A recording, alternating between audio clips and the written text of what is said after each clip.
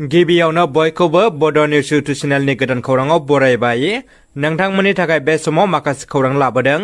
भिडिअखौ जोबजासे नायलांनो दाबाव आरो चेनेलाव गोदानब्ला अन्नानै साबस्क्राइब खालामना बेल आइकनआ अलाव होनानै ला आरो भिडिअखौ लाइक कमेन्ट शेयार खालामनो गुरै खावलायबाय।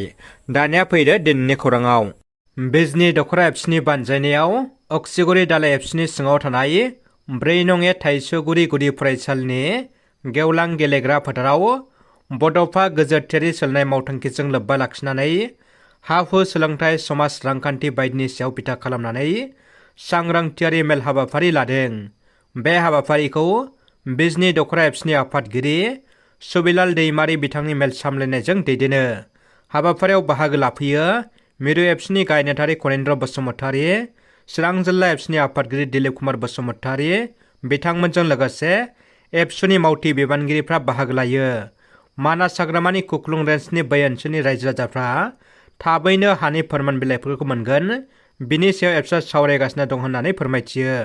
हानि पाट्टा गैयिनि थाखायनो गोबां फरायसाफ्रानो स्कलारशिप मोननो हायाखै, फ्रि एडमिसन लानो हायाखै होननानै फोरमायथियो बिजनी दखरा एबसुनि आफादगिरि सुबिलाल दैमारि बिथाङा।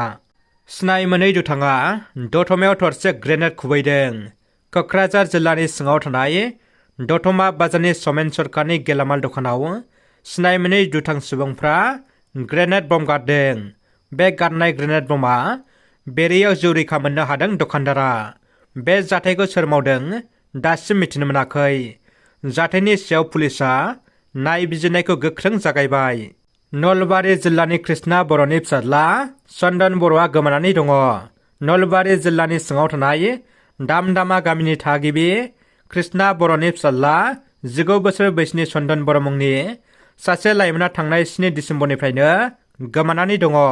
खौरां मोननाय बायदिब्ला चन्दन बर'आ नलबारियाव राज फुजा नायनो थांदोंमोन, नाथाय दासिमबो न' फारसे गिदिंना फैफिनाखै।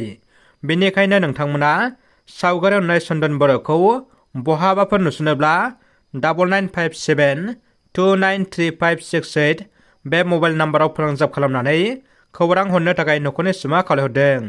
ITDP integrated tribal development programme बिफाना मुलाम्फागिरिफोरनो जगायनो लाबोनाय कौटि कौटि रांनि बेसेन गोसा जुन्थिफोरखौ गारसोनानै दोनदों।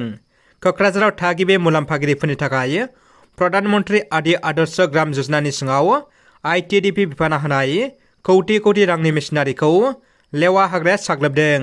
रांखान्थियारि बोसोर 2021-22 सिङाव BTCनि मोनथाम जिल्लाफोरजों लोगोसे रायजोनि मोनजि जिल्लाफोराव थागिबि हारिफोरनि गावारि हेफाजाब हानजाफोरनि गेजेराव राननो थाखाय माइ मारा होग्रा मेसिन, बेसरनि थाव फेरेरग्रा मेसिन, आटा हालदै गुन्दै खालामग्रा मेसिन, सलारनि गोहोजों सोलिनाय दै दैखांग्रा मेसिन बायदि होनाय जादोंमोन।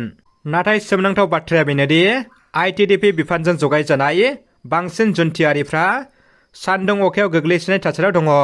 रायखांनो गोनांदि गोबाव सम सिगां क'क्राझार जिल्लानि मोनद' जौगाहां ब्लकनि सिङाव थानाय गंसे 138 गामिफ्राव मोन 276 ट्राइबेल सेल्फ हेल्प ग्रुपनो बेसादफोरखौ राननांगौमोन, नाथाय बिफानारि सांग्रांथि गैयिनि थाखाय दिनैसिम मेसिनफोरखौ राननाय जायाखै।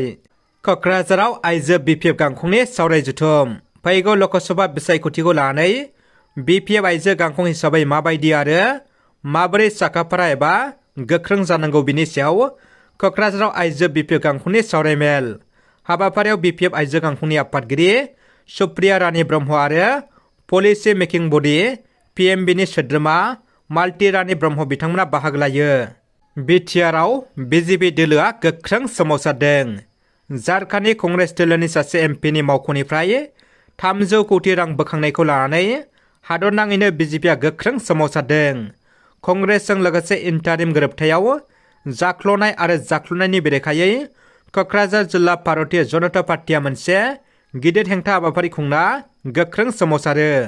बे सोमावसारनायाव बिटिआरनि BJPनि MCLA EM बिथांमोनजों लोगोसे मावथि बिबानगिरि बिथांमोना बाहागो लायो।